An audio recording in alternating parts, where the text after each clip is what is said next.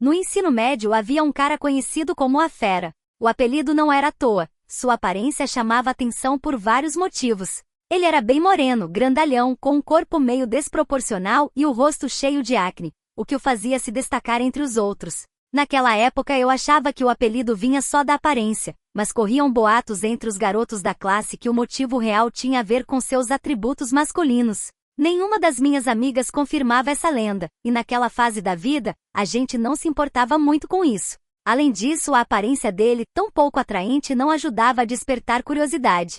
25 anos se passaram desde que terminei o ensino médio. Nesse tempo, estudei medicina, me especializei em psiquiatria e foquei minha carreira em transtornos de personalidade, vícios, depressão e problemas de casal. Hoje tenho minha própria clínica em Lisboa e me dedico a ajudar pessoas que enfrentam momentos difíceis. Há alguns meses, recebi um pedido de consulta de um homem chamado Miguel Santos. No começo não o reconheci, mas quando ele entrou no consultório percebi que era a Fera.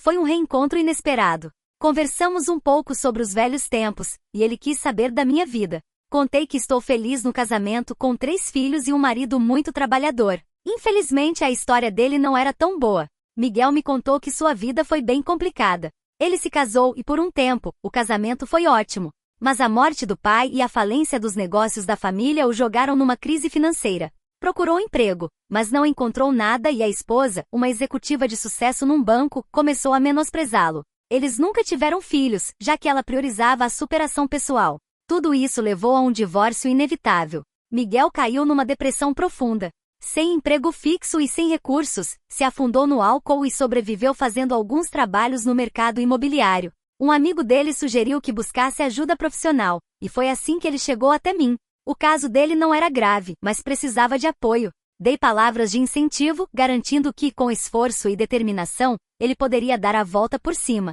Com o passar da terapia, a situação dele melhorou. Meu marido, por meio de contatos, conseguiu um emprego estável para ele, o que foi um divisor de águas. Miguel começou a recuperar a autoestima, e aos poucos, nossas conversas nas sessões ficaram mais pessoais. Ele confessou que estava há mais de 1 ano sem ter relações sexuais. Apesar de sair para tomar umas e frequentar alguns lugares com amigas, não teve nenhum encontro íntimo. Não consegui evitar de lembrar dos boatos sobre a Fera. Será que eram verdade?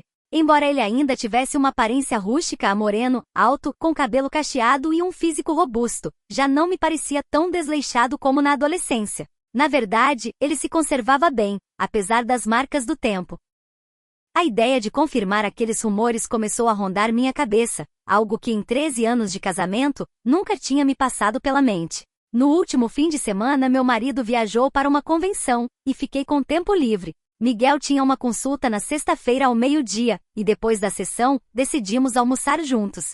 Durante a conversa perguntei mais sobre a vida pessoal dele. Notando o tom da minha pergunta, ele sorriu e disse: "Não tenho nada há um tempo, mas tô que não aguento mais." Sorri, mas na minha cabeça, várias ideias começaram a surgir. Depois do almoço, ele se ofereceu para me levar de volta ao consultório, mas, no impulso, sugeri conhecer o apartamento dele, que ficava ali perto, no bairro do Bairro Alto. Chegando lá, nos sentamos na sala e continuamos conversando enquanto tomávamos um vinho e umas doses de conhaque. Com o clima leve e descontraído, me senti à vontade para perguntar diretamente se os boatos da escola eram verdade. Ele deu um sorriso e confirmou que sim.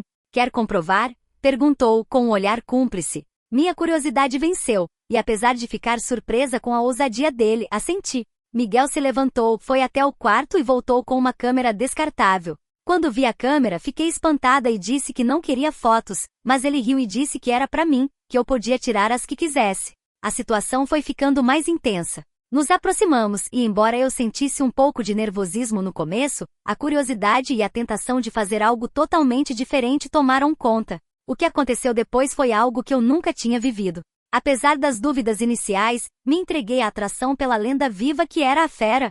Depois daquele dia, voltei para minha rotina, mas sabia que algo tinha mudado em mim. O que vivi com Miguel foi algo que nunca imaginei, e embora tenha me deixado com um misto de emoções, não posso negar que por um momento, fui capturada pelo mistério que o cercava.